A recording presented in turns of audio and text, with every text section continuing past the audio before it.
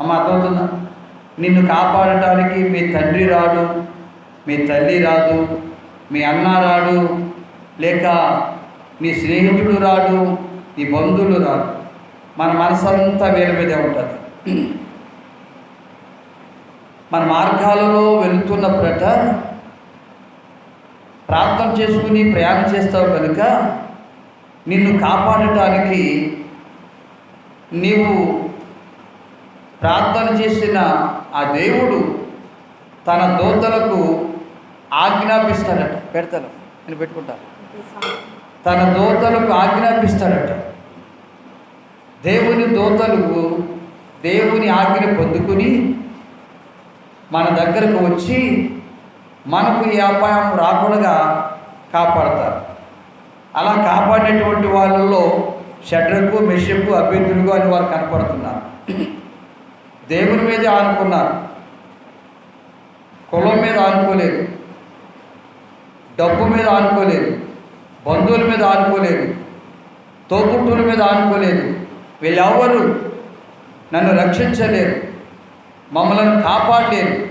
మమ్మల్ని కాపాడే దేవుడు ఉన్నాడు, ఆయనే సైన్యములకు అధిపతి యెహోవా అని ఆయన మాటే విన్నారు, కానీ రాజు మాట వినలేదు.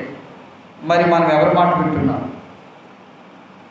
ఈనాడు చాలామంది కూడా అక్క మాట విన్నానండి చెప్పేవాళ్ళు ఉంటారు, అమ్మ మాట విన్నానండి చెప్పేవాళ్ళు ఉంటారు, మా అన్నయ్య మాట విన్నానండి చెప్పేవాళ్ళు ఉంటారు, మా తోబుట్టుల మాట విన్నానండి చెప్పేవాళ్ళు ఉంటారు. మా సేవకుని మాట విని నేను బాగుపడ్డాను, మా దైవజనుడి మాట విని నేను బలపరచబడ్డాను అని చెప్పేవాళ్ళు తక్కువ. అంటే వినరు.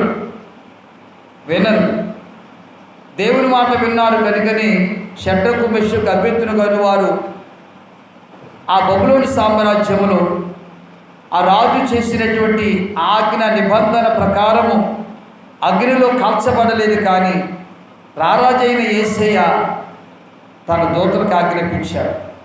నా మాట ప్రకారం, నా ఆజ్ఞ ప్రకారం తన ప్రాణాలైనా లెక్క చేయకుండా స్థిరమైన మనస్సుతో నిలబడ్డారు కనుక వారిని కాపాడండి అని దేవుడు దూతలకు ఆజ్ఞాపిస్తే దేవుని దూతలు భూలోకానికి వచ్చి ఆ అగ్ని మంటను చల్లార్చి ఆ అగ్ని ఆ భక్తులకు కీడు కలగకుండా చేయటానికి సామర్థ్యం కలిగి ఉన్నారు దేవుని దూతలు. దేవునికి స్తోత్రం, హల్లెలూయా.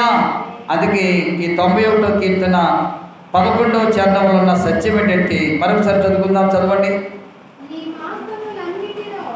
నీ మార్గములన్నిటిలో.